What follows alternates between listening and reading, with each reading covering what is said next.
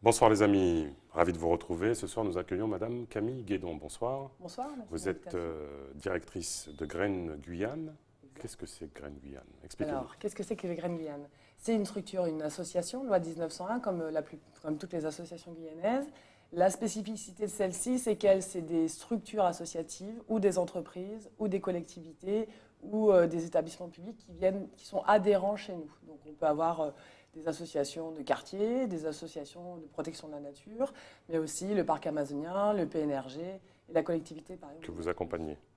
Alors on les accompagne effectivement à se structurer, à développer leurs projets, à apporter un peu de professionnalisation pour donner une belle qualité d'action sur le territoire. Vous êtes un peu la PROCEP du secteur environnemental. Exactement. Nous sommes la PROCEP de l'environnement ou GPS qui est sur le réseau santé. Nous, on est la même chose, mais dans le domaine de l'environnement et du développement durable. Avant de décliner vos activités, qu'est-ce que ça représente? Vous êtes combien? Quels sont vos adhérents? Alors, on est une soixantaine de structures morales. On peut aussi avoir des individuels, donc ils sont à peu près 25. Ça va des enseignants, à des chercheurs, à aussi des gens qui sont intéressés par l'environnement général. Et on représente environ 200 emplois sur toute la Guyane. On couvre à peu près l'ensemble du territoire. Il y a quasiment un emploi par commune.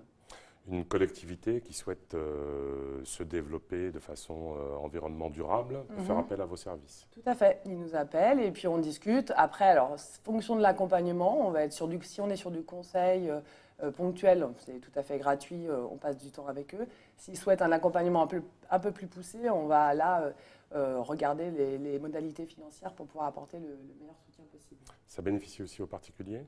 Alors voilà, on accompagne des enseignants qui souhaiteraient développer des activités, mais un porteur de projet qui souhaite mener une action autour de l'environnement du développement durable, vient nous voir et on aide à structurer son projet, aller chercher les financeurs, trouver les bons partenaires pour pouvoir développer au mieux ce projet. Qu'est-ce que vous pensez des écoquartiers? C'est une des voies du développement de la Guyane. Je pense que c'est en tout cas effectivement une bonne opportunité pour parler de développement durable, montrer très concrètement à quoi ça ressemble, sans qu'on ait l'impression de retourner à l'âge de pierre. Donc c'est des bons exemples, c'est des beaux exemples à valoriser sur la Guyane. On a effectivement beaucoup d'intérêt à suivre ces projets-là. L'autre de votre champ d'action, un des autres, pardon, c'est la participation citoyenne. C'est quoi? Exactement. Donc, parce que Parce qu'on voit que le lien social s'est fracturé aujourd'hui, qu'il y a un repli individuel, un repli communautaire, un repli géographique.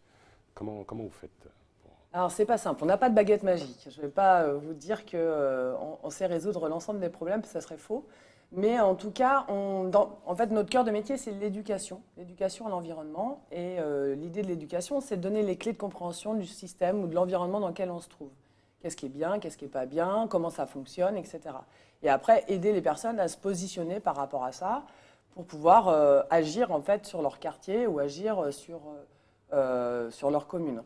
La participation citoyenne, c'est aller justement auprès des gens, recueillir leurs besoins, voir ce qu'ils souhaitent améliorer en fait, dans leur cadre de vie, dans la citoyenneté, dans En termes de l'engagement. modalités, comment vous y allez auprès des gens? Comment vous les rencontrez? En général, on travaille avec les associations locales. On a eu l'occasion de travailler sur le quartier chinois. On a travaillé avec les associations de la maison de quartier, les frères de la Crique, merci. On passe en fait par tout à fait, heureusement qu'ils étaient là, parce que sinon c'est clair qu'on ne peut pas réussir à avoir ce genre de projet qui fonctionne. Donc on passe par les gens qui sont déjà légitimes, qui sont déjà des leaders de quartier, qui ont envie de faire évoluer leur quartier dans le bon sens. Et on travaille ensemble, main dans la main, pour aller au bout de ce que les citoyens souhaitent voir émerger sur leur quartier. Et on pense que si les citoyens sont partie prenante de l'avenir de leur quartier, ils vont avoir tendance à respecter les règles qui sont posées. Vous avez des outils d'évaluation aujourd'hui? Est-ce que ça marche, les actions que vous avez menées, ou c'est toujours fragile? Alors, on a fait un guide là, sur les démarches participatives. On a recueilli une dizaine d'expériences sur le territoire. Globalement, on a plutôt tendance à dire que ça fonctionne. Il y a toujours des choses à améliorer. Effectivement, on a évalué ces projets-là. On voit des difficultés des fois de langue ou de compréhension entre nous. Mais en tout cas, oui, c'est plus efficace que quand on ne va pas les voir et quand on décide à leur place. Lorsqu'il y a des programmes immobiliers décidés par les bailleurs sociaux notamment, est-ce que vous êtes mandaté peut-être par l'État pour dire attention, prévoyez des espaces de vie collectifs ou pas du tout?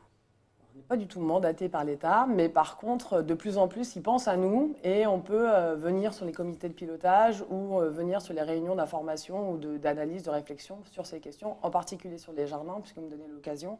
On a un réseau jardin d'une 25 structures qui travaillent sur le jardin en général, que ce soit le jardin médicinal, le jardin créole, le jardin d'agrément, etc.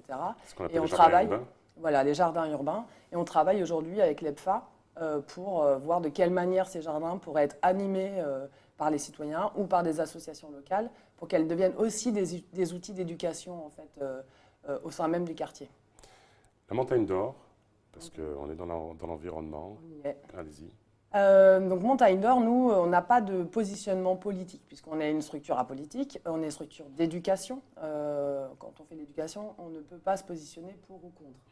Encore une fois, nous, l'idée, c'est de bien s'assurer que l'information va passer, qu'elle puisse être disponible pour toute personne qui souhaite avoir un regard sur ce projet. Aussi, surtout. Vulgariser, les modalités aussi, comment ça va se passer, où exactement, comment les ateliers vont être menés, quels experts vont venir. Voilà, on va plutôt avoir un regard sur la méthode pour bien s'assurer que l'ensemble des Guyanais vont être informés et qu'ils puissent prendre leurs décisions de manière éclairée. C'est à eux de décider ce qu'ils souhaitent pour leur territoire. Sans jamais vous intervenir, ni... On ne donnera pas notre point de vue, mais par contre, on pourrait donner notre point de vue sur le fait qu'on pense qu'ils ne sont pas assez informés ou que l'information n'est pas disponible. L'autoconstruction, il y a des leaders politiques qui disent, bon voilà, compte tenu des problèmes de construction, du retard en termes de logement, allons-y sur l'autoconstruction. Un avis? J'y ai jamais vraiment réfléchi comme ça à brûle pour point. L'autoconstruction, pourquoi pas, mais ça ne doit pas devenir la panacée, quoi. Je pense qu'il faut quand même des structures qui aménagent, qui réfléchissent des aménagements. Ou en tout cas, s'il y a de l'autoconstruction, pourquoi pas, mais dans un cadre bien particulier et accompagner les personnes à faire de l'autoconstruction qui soit durable, viable, saine, etc. Graines de Guyane, c'est joignable comment? Dernière question. Alors, un numéro de téléphone, 05 94 38 31 50, et puis un mail, info@graineguyane.org ou un site internet www.graineguyane.org. Et vous répondez à tout le monde. Et on répond à tout le monde. Madame Camille Guédon, merci beaucoup d'avoir participé à cette émission. Merci beaucoup de m'avoir invité. Les amis, les programmes continuent sur ATV Guyane. Tchembé.